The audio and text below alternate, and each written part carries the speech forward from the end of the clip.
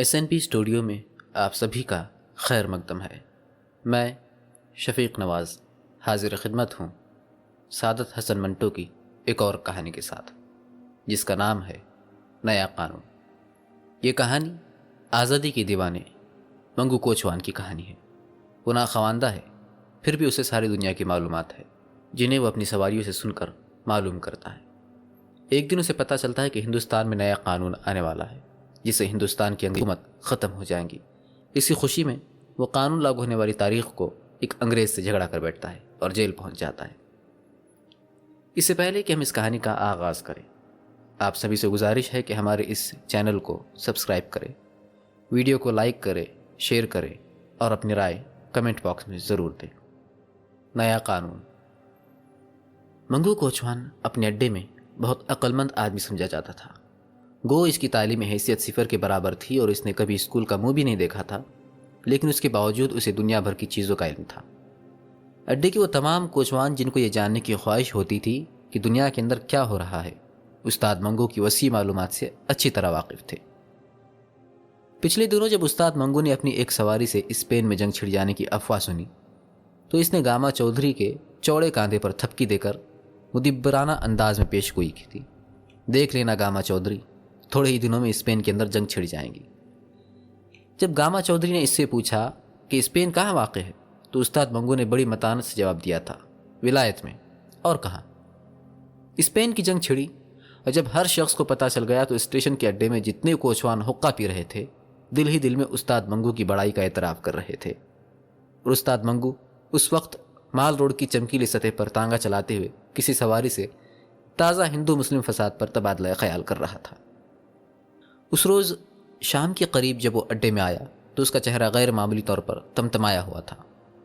حقے کا دور چلتے چلتے جب ہندو مسلم فساد کی بات چھڑی تو استاد منگو نے سر پر سے خاک کی پگڑی اتاری اور بغل میں داب کر بڑے مفکرانہ لہجے میں کہا، یہ کسی پیر کی بد دعا کا نتیجہ ہے کہ آئے دن ہندوؤں اور مسلمانوں میں چاقو چھریاں جلتی رہتی ہیں، اور میں نے اپنے بڑوں سے سنا ہے کہ اکبر بادشاہ نے کسی درویش کا دل دکھایا تھا، اور اس درویش نے جل کر یہ بد دعا دی تھی، جا تیرے ہندوستان میں ہمیشہ فساد ہی ہوتے رہیں گے۔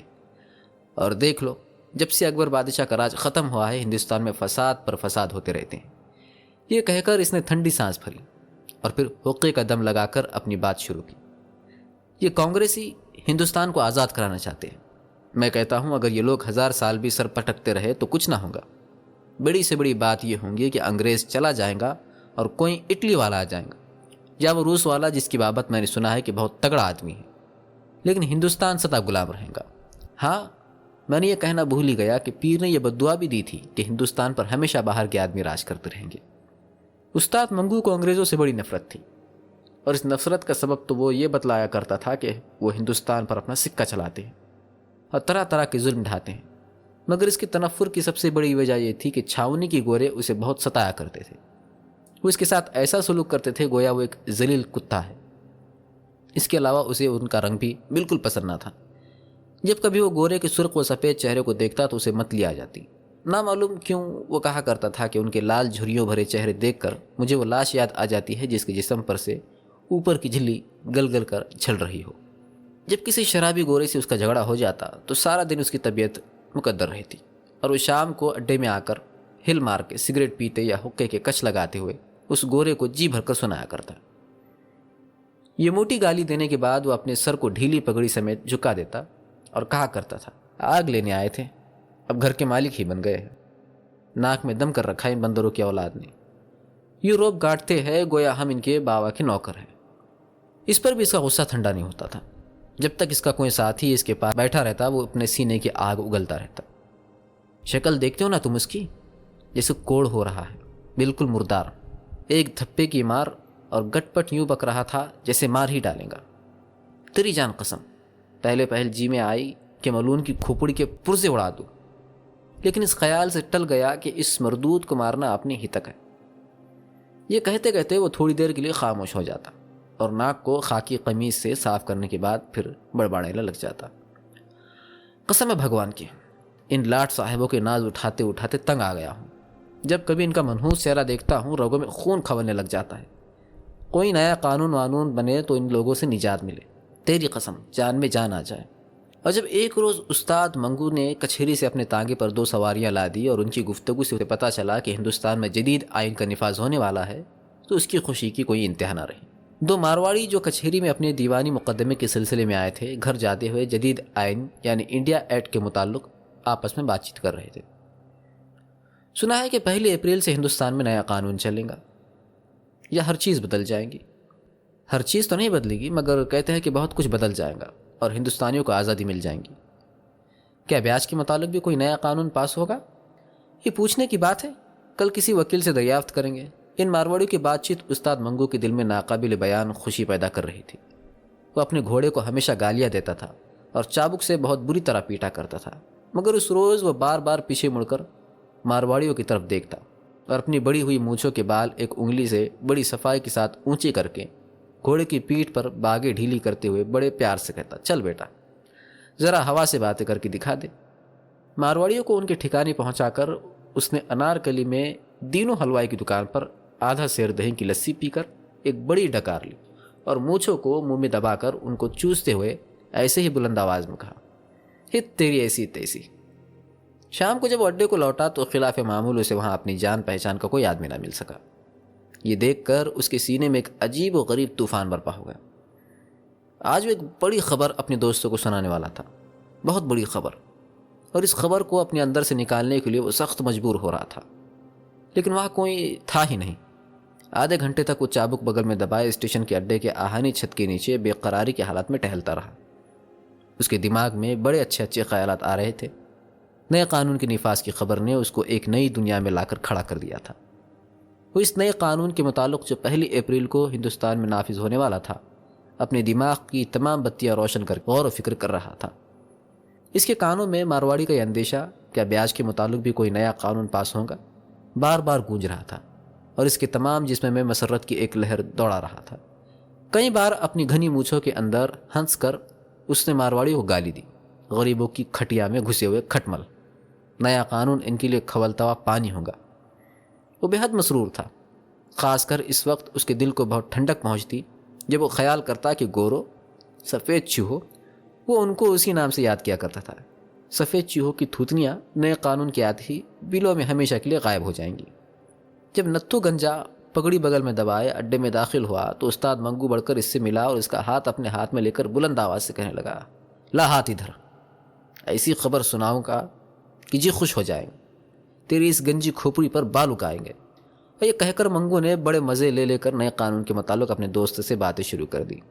دوران گفتگو میں اس نے کئی مرتبہ نتھو گنجے کے ہاتھ پر زور سے اپنا ہاتھ مار کر کہا، تو دیکھتا رہ کیا بنتا ہے، یہ روس والا بادشاہ کچھ نہ کچھ ضرور کر کے رہیں گا۔ استاد منگو موجودہ سوویت نظام کی اشتراکی سرگرمیوں کے متعلق بہت کچھ سن چکا تھا اور اسے وہاں کے نئے قانون اور دوسری نئی چیزیں بہت پسند تھیں۔ اسی لیے اس نے روس والے بادشاہ کو انڈیا ایکٹ یعنی جدید آئین کے ساتھ ملا دیا، اور 1 اپریل کو پرانے نظام میں جو تبدیلیاں ہونے والی تھی وہ انہی روس والے بادشاہ کے اثر کا نتیجہ سمجھتا تھا۔ کچھ عرصے سے پشاور اور دیگر شہروں میں سرخ پوشوں کی تحریک جاری تھی۔ منگو نے اس تحریک کو اپنے دماغ میں روس والے بادشاہ اور پھر نئے قانون کے ساتھ خلط ملط کر دیا۔ اس کے علاوہ جب کبھی وہ کسی سے سنتا کہ فلاں شہر میں بم ساز پکڑے گئے ہیں یا فلاں جگہ اتنے آدمیوں پر بغاوت کے الزام میں مقدمہ چلایا گیا ہے، تو ان تمام واقعات کو نئے قانون کا پیش خیمہ سمجھتا اور دل ہی دل میں خوش ہوتا۔ ایک روز اس کے تانگے میں 2 بیرسٹر بیٹھے نئے آئین پر بڑے زور سے تبادلہ خیال کر رہے تھے، اور وہ خاموشی سے ان کی باتیں سن رہا تھا۔ ان میں سے ایک دوسرے سے کہہ رہا تھا، جدید آئین کا دوسرا حصہ فیڈریشن ہے جو میری سمجھ میں ابھی تک نہیں آ سکا۔ فیڈریشن دنیا کی تاریخ میں آج تک نہ سنی نہ دیکھی گئی۔ سیاسی نظریے سے بھی یہ فیڈریشن بالکل غلط ہے، بلکہ یوں کہنا چاہیے کہ یہ کوئی فیڈریشن ہے ہی نہیں۔ ان بیرسٹروں کے درمیان جو گفتگو ہوئی اس میں بیشتر الفاظ انگریزی کے تھے، اس لیے استاد منگو صرف اوپر کے جملے ہی کو کسی قدر سمجھا، اور اس نے کہا، یہ لوگ ہندوستان میں نئے قانون کی آمد کو برا سمجھتے ہیں اور نہیں چاہتے کہ ان کا وطن آزاد ہو۔ چنانچہ اس خیال کے زیر اثر اس نے کئی مرتبہ ان 2 بیرسٹروں کو حقارت کی نگاہوں سے دیکھ کر کہا، ٹوڈی بچے۔ جب کبھی وہ کسی کو دبی زبان میں ٹوڈی بچہ کہتا تو دل میں یہ محسوس کر کے بڑا خوش ہوتا کہ اس نے اس نام کو صحیح جگہ استعمال کیا ہے، اور یہ کہ وہ شریف آدمی اور ٹوڈی بچے کی تمیز کرنے کی اہلیت رکھتا ہے۔ اس واقعے کے تیسرے روز وہ گورنمنٹ کالج کے 3 طلباء کو اپنے تانگے میں بٹھا کر مرنگ جا رہا تھا۔ کہ اس نے ان 3 لڑکوں کو آپس میں یہ باتیں کرتے سنا۔ نئے آئین نے میری امیدیں بڑھا دی ہے، اگر صاحب اسمبلی کے ممبر ہو گئے تو کسی سرکاری دفتر میں ملازمت ضرور مل جائیں گی، ویسے بھی بہت سی جگہ اور نکلے گی، شاید اسی گڑبڑ میں ہے ہمارے ہاتھ بھی کچھ آ جائے۔ ہاں کیوں نہیں، وہ بیکار گریجویٹ جو مارے پھر رہے ہیں ان میں کچھ تو کمی ہوگی۔ اس گفتگو نے استاد منگو کے دل میں جدید آئین کی اہمیت اور بھی بڑھا دی۔ وہ اس کو ایسی چیز سمجھنے لگا جو بہت چمکتی ہو۔ نیا قانون وہ دن میں کئی بار سوچتا، یعنی کوئی نئی چیز، اور ہر بار اس کی نظروں کے سامنے اپنے گھوڑے کا وہ ساز آ جاتا جس نے 2 برس ہوئے چودھری خدا بخش سے اچھی طرح ٹھوک بجا کر خریدا تھا۔ اس ساز پر جب وہ نیا تھا، جگہ جگہ لوہے کی نکل چڑھی ہوئی کیلیں چمکتی تھی، اور جہاں جہاں پیتل کا کام تھا وہ تو سونے کی طرح دمکتا تھا۔ اس لحاظ سے بھی نئے قانون کا درخشاں و تابع ہونا ضروری تھا۔ 1 اپریل تک استاد منگو نے جدید آئین کے خلاف اور اس کے حق میں بہت کچھ سنا، مگر اس کے متعلق جو تصور وہ اپنے ذہن میں قائم کر چکا تھا بدل نہ سکا۔ وہ سمجھتا تھا کہ 1 اپریل کو نئے قانون کے آتے ہی سب معاملہ صاف ہو جائے گا، اور اس کو یقین تھا کہ اس کی آمد پر جو چیزیں نظر آئیں گی ان سے اس کی آنکھوں کو ٹھنڈک پہنچیں گی۔ آخرکار مارچ کے 31 دن ختم ہو گئے اور اپریل کے شروع ہونے میں رات کے چند خاموش گھنٹے باقی رہ گئے۔ موسم خلاف معمول سرد تھا اور ہواؤں میں تازگی تھی۔ 1 اپریل کو صبح سویرے استاد منگو اٹھا اور استبل میں جا کر گھوڑے کو جوتا اور باہر نکل گیا۔ اس کی طبیعت آج غیر معمولی طور پر مسرور تھی۔ وہ نئے قانون کو دیکھنے والا تھا۔ اس نے صبح کے سرد دھندلکی میں کئی تنگ اور کھلے بازاروں کا چکر لگایا، مگر اسے ہر چیز پرانی نظر آئی، آسمان کی طرح پرانی۔ اس کی نگاہیں آج خاص طور پر نیا رنگ دیکھنا چاہتی تھی، مگر سوائے اس قلعی کے جو رنگ برنگ کے پروں سے بنی تھی اور اس کے گھوڑے کے سر پر جمی ہوئی تھی، اور سب چیزیں پرانی نظر آتی تھی۔ یہ نئی قلعی اس نے نئے قانون کی خوشی میں 1 مارچ کو چودھری خدا بخش سے 14.5 آنے میں خریدی تھی۔ گھوڑے کی ٹاپوں کی آواز، کالی سڑک اور اس کے آس پاس تھوڑا تھوڑا فاصلہ چھوڑ کر لگائے ہوئے بجلی کے کھمبے، دکانوں کے بورڈ، اس کے گھوڑے کے گلے میں پڑے ہوئے گھنگروؤں کی جھنجھناہٹ، بازار میں چلتے پھرتے آدمی، ان میں سے کون سی چیز نہیں تھی؟ ظاہر ہے کہ کوئی بھی نہیں، لیکن استاد منگو مایوس نہیں تھا۔ ابھی بہت سویرا ہے، دکانیں بھی تو سب کی سب بند ہے، اس خیال سے اسے تسکین تھی۔ اس کے علاوہ وہ یہ بھی سوچتا تھا ہائی کورٹ میں 9 بجے کے بعد ہی کام شروع ہوتا ہے، اب اس سے پہلے نئے قانون کا کیا نظر آئے گا۔ جب اس کا تانگا گورنمنٹ کالج کے دروازے کے قریب پہنچا تو کالج کی گھڑیال نے بڑی رونق سے 9 بجائے۔ جو طلباء کالج کے بڑے دروازے سے باہر نکل رہے تھے خوش پوش تھے، مگر استاد منگو کو نہ جانے ان کے کپڑے میلے میلے سے کیوں نظر آئے۔ شاید اس کی وجہ یہ تھی کہ اس کی نگاہیں آج کسی خیرہ کن جلوے کا نظارہ کرنے والی تھی۔ تانگے کو دائیں ہاتھ موڑ کر وہ تھوڑی دیر کے بعد پھر انارکلی میں تھا۔ بازار کی آدھی دکانیں کھل چکی تھی اور اب لوگوں کی آمد و رفت بھی بڑھ گئی تھی۔ حلوائی کی دکانوں پر گاہکوں کی خوب بھیڑ تھی۔ منہاری والوں کی نمائشی چیزیں شیشے کی الماریوں میں لوگوں کو دعوت نظارہ دے رہی تھی، اور بجلی کے تاروں پر کئی کبوتر آپس میں لڑ جھگڑ رہے تھے۔ مگر استاد منگو کے لیے ان تمام چیزوں میں کوئی دلچسپی نہ تھی۔ وہ نئے قانون کو دیکھنا چاہتا تھا، ٹھیک اسی طرح جس طرح وہ اپنے گھوڑے کو دیکھ رہا تھا۔ جب استاد منگو کے گھر میں بچہ پیدا ہونے والا تھا تو اس نے 4-5 مہینے بڑی بے قراری سے گزارے تھے۔ اس کو یقین تھا کہ بچہ کسی نہ کسی دن ضرور پیدا ہوگا، مگر وہ انتظار کی گھڑیاں نہیں کاٹ سکتا تھا۔ وہ چاہتا تھا کہ اپنے بچے کو صرف ایک نظر دیکھ لے، اس کے بعد وہ پیدا ہوتا رہے۔ چنانچہ اسی غیر مغلوب خواہش کے زیر اثر اس نے کئی بار اپنی بیمار بیوی کے پیٹ کو دبا دبا کر اور اس کے اوپر کان رکھ کر اپنے بچے کے متعلق کچھ جاننا چاہا تھا، مگر ناکام رہا تھا۔ ایک مرتبہ وہ انتظار کرتے کرتے اس قدر تنگ آ گیا تھا کہ اپنی بیوی پر برس پڑا۔ تو ہر وقت مردے کی طرح پڑی رہتی ہے، اٹھ ذرا چل پھر، تیرے انگ میں تھوڑی سی طاقت تو آئے، یوں تختہ بنے رہے سے کچھ نہ ہو سکے گا۔ تو سمجھتی ہے کہ اس طرح لیٹے لیٹے بچہ جن دیں گی؟ استاد منگو طبعاً بہت جلد باز واقع ہوا تھا۔ وہ ہر سبب کی عملی تشکیل دیکھنے کا خواہش مند تھا، بلکہ وہ تجسس تھا۔ اس کی بیوی گنگا دیوی اس کی اس قسم کی بے قراریوں کو دیکھ کر عام طور پر کہا کرتی تھی، ابھی کنواں کھدا نہیں گیا اور پیاس سے نڈھال ہو رہے ہو۔ کچھ بھی ہو، مگر استاد منگو نئے قانون کے انتظار میں اتنا بے قرار نہیں تھا جتنا کہ اسے اپنی طبیعت کے لحاظ سے ہونا چاہیے تھا۔ وہ نئے قانون کو دیکھنے کے لیے گھر سے نکلا تھا، ٹھیک اسی طرح جیسے وہ گاندھی یا جواہر لال کے جلوس کا نظارہ کرنے کے لیے نکلا کرتا تھا۔ لیڈروں کی عظمت کا اندازہ استاد منگو ہمیشہ ان کے جلوس کے ہنگاموں اور ان کے گلے میں ڈالے ہوئے پھولوں کے ہاروں سے کیا کرتا تھا۔ اگر کوئی لیڈر گیندے کے پھولوں سے لدا ہو تو استاد منگو کے نزدیک وہ بڑا آدمی تھا، اور اگر کسی لیڈر کے جلوس میں بھیڑ کے باعث 2-3 فساد ہوتے ہوتے رہ جائے تو اس کی نگاہ میں وہ اور بھی بڑا تھا۔ اب نئے قانون کو وہ اپنے ذہن کی اسی ترازو میں تولنا چاہتا تھا۔ انارکلی سے نکل کر وہ مال روڈ کی چمکیلی سطح پر اپنے تانگے کو آہستہ آہستہ چلا رہا تھا کہ موٹوروں کی دکان کے پاس اسے چھاونی کی ایک سواری مل گئی۔ کرایہ طے کرنے کے بعد اس نے اپنے گھوڑے کو چابک دکھایا اور دل میں خیال کیا، چلو یہ بھی اچھا ہوا، شاید چھاونی ہی سے نئے قانون کا کچھ پتہ چل جائے۔ چھاونی پہنچ کر استاد منگو نے سواری کو اس کی منزل مقصود پر اتار دیا اور جیب سے سگریٹ نکال کر بائیں ہاتھ کی آخری 2 انگلیوں میں دبا کر سلکایا اور پچھلی نشست کے گدے پر بیٹھ گیا۔ جب استاد منگو کو کسی سواری کی تلاش نہیں ہوتی تھی یا اسے کسی بیتے ہوئے واقعے پر غور کرنا ہوتا تھا تو وہ عام طور پر اگلے نشست چھوڑ کر پچھلے نشست پر بڑے اطمینان سے بیٹھ کر اپنے گھوڑے کی باگیں دائیں ہاتھ کی گرد لپیٹ لیا کرتا تھا۔ ایسے موقعوں پر اس کا گھوڑا تھوڑا ہنہنانے کے بعد بڑی دھیمی چال چلنا شروع کر دیتا تھا، گویا اسے کچھ دیر کے لیے بھاگ دوڑ سے چھٹی مل گئی ہو۔ گھوڑے کی چال اور استاد منگو کے دماغ میں خیالات کی آمد بہت سست تھی۔ جس طرح گھوڑا آہستہ آہستہ قدم اٹھا رہا تھا اسی طرح استاد منگو کے ذہن میں نئے قانون کے متعلق نئے قیاسات داخل ہو رہے تھے۔ وہ نئے قانون کی موجودگی میں میونسپل کمیٹی سے تاگوں کے نمبر ملنے کے طریقے پر غور کر رہا تھا۔ وہ اس قابل غور بات کو آئین جدید کی روشنی میں دیکھنے کی صحیح کر رہا تھا۔ وہ اس سوچ بچار میں غرق تھا، اسے یوں معلوم ہوا جیسے کسی سواری نے اسے بلایا ہے۔ پیچھے پلٹ کر دیکھنے سے اسے سڑک کے اس طرف دور بجلی کے کھمبے کے پاس ایک گورا کھڑا نظر آیا جو اسے ہاتھ سے بلا رہا تھا۔ جیسا کہ بیان کیا جا چکا ہے، استاد منگو کو گوروں سے بہت نفرت تھی۔ جب اس نے اپنے تازہ گاہک کو گورے کی شکل میں دیکھا تو اس کی دل میں نفرت کے جذبات بیدار ہو گئے۔ پہلے تو اس کے جی میں آئی کہ بالکل توجہ نہ دے اور اس کو چھوڑ کر چلا جائے۔ بعد میں اس کو خیال آیا کہ ان کے پیسے چھوڑنا بھی بیوقوفی ہے۔ قلگی پر جو مفت میں 14.5 آنے خرچ کر دیے ہیں ان کی جیب ہی سے وصول کرنی چاہیے۔ چلو چلتے ہیں۔ خالی سڑک پر بڑی صفائی سے تانگا موڑ کر اس نے گھوڑے کو چابک دکھایا اور آگ جھپکنے میں وہ بجلی کے کھمبے کے پاس تھا۔ گھوڑے کی باغیں کھینچ کر اس نے تانگا ٹھہرایا اور پچھلے نشست پر بیٹھے بیٹھے گورے سے پوچھا، صاحب بہادر کہاں جانا مانگتا ہے؟ اس سوال میں بلا کا طنزیہ انداز تھا۔ صاحب بہادر کہتے وقت اس کا اوپر کا مونچھوں بھرا ہونٹ نیچے کی طرف کھینچ گیا اور پاس ہی گال کے اس طرف جو مدھم سی لکیر ناک کے نتھنے سے تھوڑی کے بالائی حصے تک چلی آ رہی تھی ایک لرزش کے ساتھ گہری ہو گئی، گویا کسی نے نوکیلی چاقو سے شیشم کی ساولی لکڑی میں دھاری ڈال دی ہے۔ اس کا سارا چہرہ ہنس رہا تھا اور اپنے اندر اس نے اس گورے کو سینے کی آگ میں جلا کر بھسم کر ڈالا تھا۔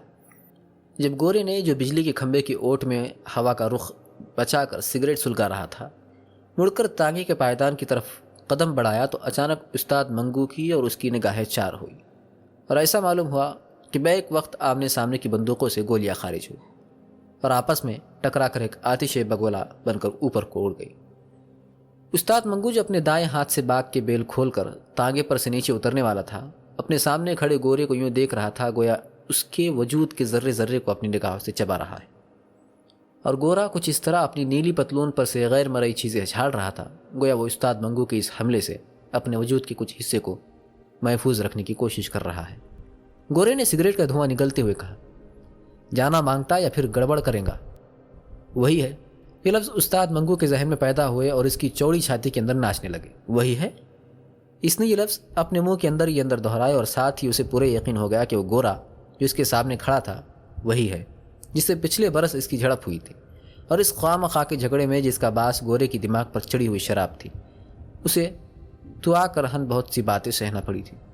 استاد منگو نے گورے کا دماغ درست کر دیا ہوتا بلکہ اس کے پرزے اڑا دیے ہوتے، مگر وہ کسی خاص مصلحت کی بنا پر خاموش ہو گیا تھا۔ اس کو معلوم تھا کہ اس قسم کے جھگڑوں میں عدالت کا نزلہ عام طور پر کوچوانوں ہی پر گرتا ہے۔